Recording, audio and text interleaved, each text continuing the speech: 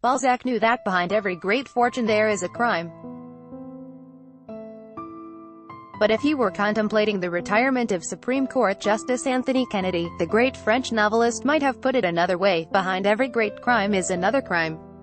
This article was originally published at Salon as a way of looking at a presidency that is enamored of every possible felony, self-dealing, conflicts of interest, emoluments, collusion with foreign governments and domestic corporations. Crime breeds crime is a reasonable way to look at any Trump-related event.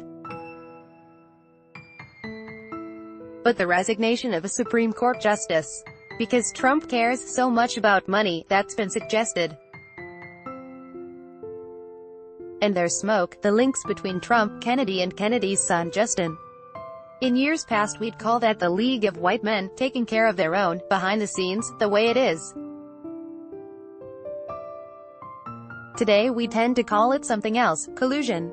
Here's why. On the surface, Kennedy's resignation looked textbook. He'll leave effective July 31st, at the end of the Supreme Court's term, as is traditional.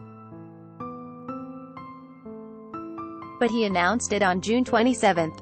Hand-delivering his letter to the Oval Office was no surprise to the White House, which had a list of candidates ready to roll out.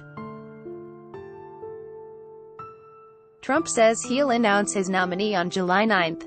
Why the rush? If Kennedy had waited a few weeks, some analysts believe Trump couldn't have gotten his successor approved before the midterm elections. If the Democrats did well in November, it's at least conceivable they could have blocked any conservative nominee. Approving a nominee before November means our likely future has the court killing Roe v. Wade, giving more power to corporations, turning the poor and minorities into serfs, exiling or detaining others the president might choose to torture. That's huge. But let's consider the bottom line. For Donald Trump, the only real issue of interest is himself. If a 4-4 court had to rule on a difficult question, does the president have the power to pardon himself? It might not go well for Trump. What started the speculation about dirty money connecting Trump, Kennedy and his son is the revelation that Kennedy and Trump have had a long-standing relationship through their children and their children's success. We knew about Trump's dealings with Deutsche Bank, the only bank willing to do business with him. It's also, perhaps not coincidentally, the bank that seems to have the longest illegal relationship with laundered Russian money. In January 2017, it was fined $425 million by New York regulators to settle allegations that it helped Russian investors launder as much as $10 billion through its branches in Moscow, New York and London. But we're just finding out about the Trump relationship with Justin Kennedy, the justice's son, who worked at Deutsche Bank for a decade. Media speculation about Trump's surprising relationship with Justice Kennedy started with the New York Times. Kennedy is bookish and abstract, while Mr. Trump is earthy and direct, but they had a connection. When Mr.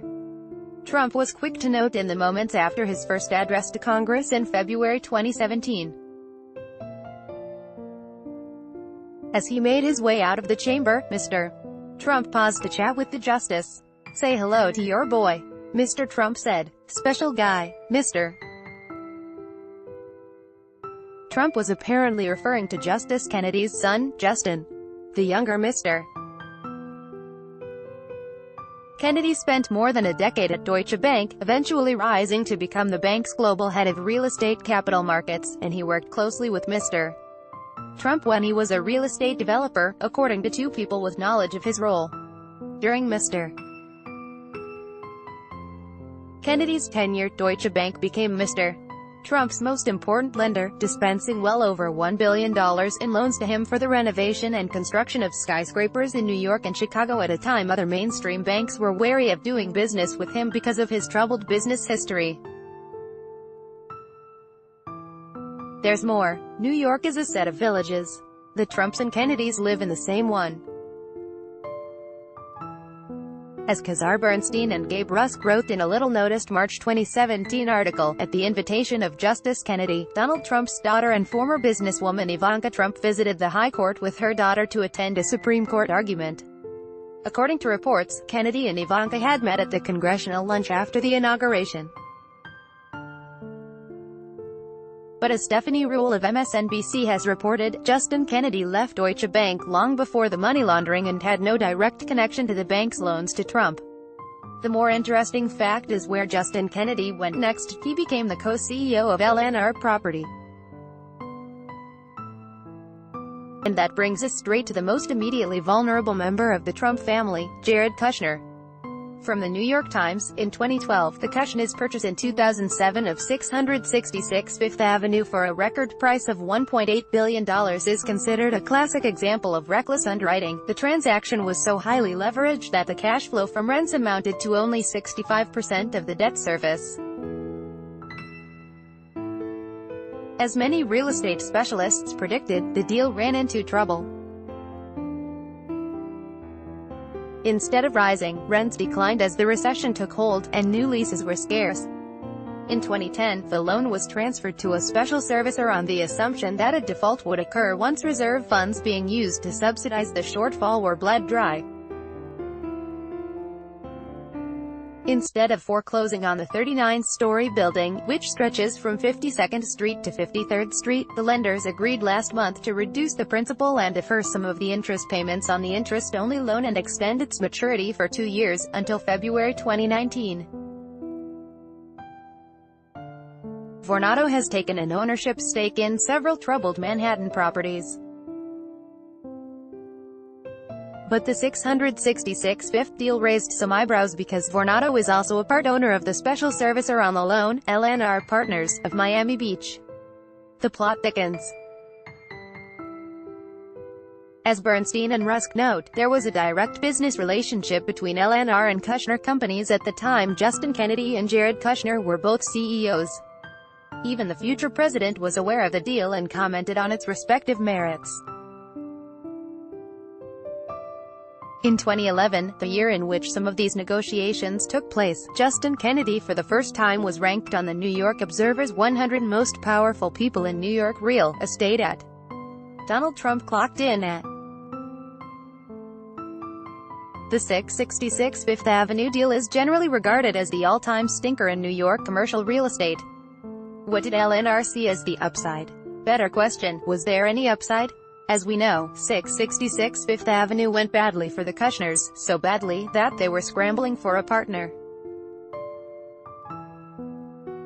Where might one be? The Intercept reported earlier this year that Charles Kushner, Jared's father, had discussed a financing deal for 666 Fifth Avenue with Qatari Finance Minister Ali Sharif El Ahmadi in April 2017. A month after that deal cratered, a group of Middle Eastern countries, with Jared Kushner's backing, led a diplomatic assault that culminated in a blockade of Qatar. NBC News reported that Qatari government officials visiting the U.S. considered turning over to Mueller what they believe is evidence of efforts by their country's Persian Gulf neighbors in coordination with Kushner to hurt their country. Back in March 2017, when Bernstein and Rusk published their Medium article, they ended on a hopeful note: "We know what the justice's son may have done for Mr. Kushner, but what did the president's children do for Justin Kennedy? How have they been nice to him?" Evidently Justice Kennedy knows, and this may have had an impact on his opinion of the Trumps in general and the president in particular. This is perhaps a significant cause of concern for those who hope that Justice Kennedy will try and hold out until after Trump is replaced by a Democrat. Time will tell. Well, time has told. Kennedy didn't hold out. Although there's clearly more to this story than an 81-year-old justice who was ready to retire, I'm thinking Anthony Kennedy's farewell gift to Trump isn't just right-wing control of the Supreme Court for the rest of most of our lives. For once, it may not be about the money. The real prize here may be a gold-plated get-out-of-jail-free card.